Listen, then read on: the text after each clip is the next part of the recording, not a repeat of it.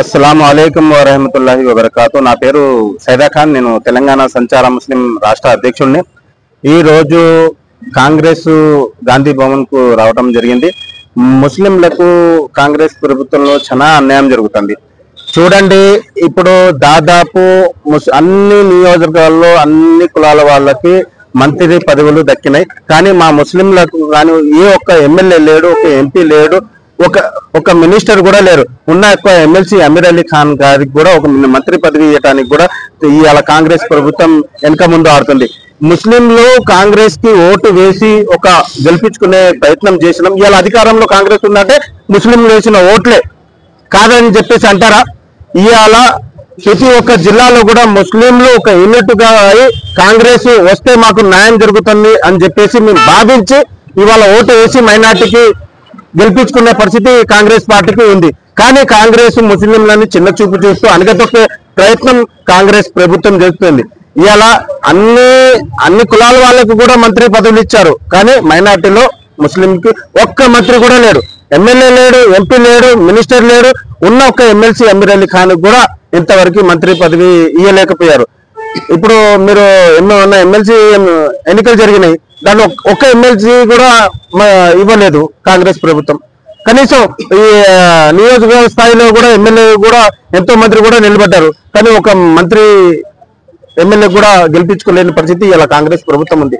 ఏదైనా ఉంటే ఎక్కువ ఉన్న చోట మంత్రి ఎమ్మెల్యేగా టికెట్లు ఇస్తారు, అక్కడ గెలవమంటారు. మీరు రెడ్డిలో మిగతా వాళ్ళకి ఇవ్వచ్చు కదా, ముస్లింలకి ఎందుకు ఇవ్వాలా? ముస్లింలలో వరంగల్ ఉంది, పెద్ద సంఖ్యలో ఉన్నారు. అక్కడ కరీంనగర్లో ఉంది, పెద్ద సంఖ్యలో ఉన్నారు జనాభా.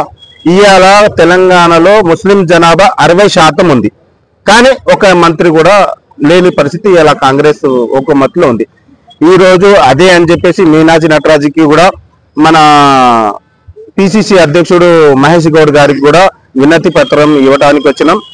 మా సమస్యలు, మా ముస్లిం సమస్యలు, ఇప్పుడు సంచార ముస్లింలకి 5 కోట్ల రూపాయలు కేటాయించింది కాంగ్రెస్ ప్రభుత్వం. మళ్ళీ ఇచ్చినట్టు ఇచ్చి మళ్ళీ లాక్కున్నారు.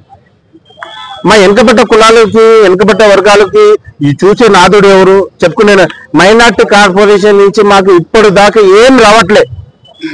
మాకు మైనార్టీ కార్పొరేషన్ వద్దు, మాకు బీసీలోనే సపరేట్ కార్పొరేషన్ ఏర్పాటు చేయమని చెప్పేసి దాదాపు 2 సంవత్సరాల నుంచి కాంగ్రెస్ ప్రభుత్వాన్ని మేము వేడుకుంటున్నాం. కానీ ఎలక్షన్ ముందు ఏమో ఇదే రేవంత్ రెడ్డి గారు మాకు ప్రత్యేక కార్పొరేషన్ ఇస్తామని చెప్పేసి అన్నారు, ప్రత్యేక బడ్జెట్ పెడతామన్నారు. కానీ గెలిచిన తర్వాత, ప్రభుత్వం అధికారంలో వచ్చిన తర్వాత ఇప్పుడు ఆ కార్పొరేషన్ పోయింది, ఆ బడ్జెట్ పోయింది, అన్ని పోయినాయి.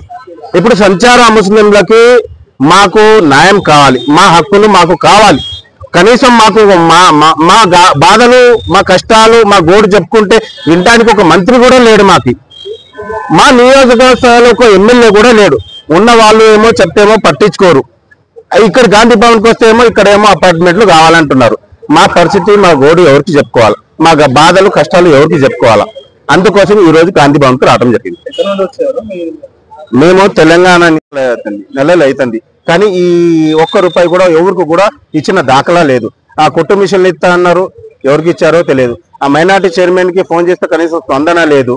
కనీసం ఒక బాధ్యత కానీ, నాకు చైర్మన్ పదవి వచ్చింది, నేను ప్రజలకి ఏదైనా చేయాలా అని చెప్పేసి ఒక ఆలోచన, బాధ్యత కానీ ఆ చైర్మన్ కి లేదు. కానీ ఏ మినిస్టర్ కానీ చెప్తామంటే ఏ మినిస్టర్ కూడా మీ మైనార్టీ సెక్షన్ వేరే కదా, మమ్మల్ని ఏం చేయమంటారు అని చెప్పేసి ఈ విధంగా మాట్లాడతారు. కనీసం మా మైనార్టీ ఒక మంత్రి ఉంటే మా బాధలపై ఆయనకి చెప్పుకుంటాం. ఆయన కూడా లేడే. ఇప్పుడు బీఆర్ఎస్ ప్రభుత్వంలో ఎవరికి ఇచ్చారు? కొప్పుల ఈశ్వర్కి ఇచ్చారు. ఆయనకి ఏం తెలుసని మైనార్టీ హోదా ఇచ్చారు? ఆయన ఏం చేయలే. అందుకని తెలంగాణ మొత్తం బీఆర్ఎస్ ని ఓడించి కాంగ్రెస్ ని గెలిపించారు. ఇప్పుడు ఎవరు లక్ష్మణ్ కుమార్ కంట ఆయనకి ఇచ్చారు. ఆయన ఏం చేస్తాడు? ఇప్పుడు మైనార్టీ సమస్యలు తెలిసిన వాళ్ళకి మైనార్టీ పదవి ఇస్తే వాళ్ళు బాధలు, వాళ్ళ సమస్యలు తీర్చడానికి ప్రయత్నిస్తారు. తెలియని వాళ్ళకి పదవులు ఇస్తే ఏం చేస్తారు? అందుకోసమే ఇవాళ మా హక్కులు మాకు పోరాటం మేము ఒక సామరస్యంగా, ఎందుకంటే కాంగ్రెస్ ప్రభుత్వాన్ని నమ్మి గెలిపించుకున్నాం కాబట్టి మా బాధలు చెప్పుకోవడానికి ఒక వినతి పత్రం ఇద్దామని వచ్చాం. ఒకలా మా మాట మమ్మల్ని పట్టించుకోకుండా మమ్మల్ని చేస్తే రానున్న ఎమ్మెల్సీ ఈ సర్పంచ్ ఎలక్షన్ లో తప్పకుండా ఓడించి మేమేందో అనేది చూపిస్తాం.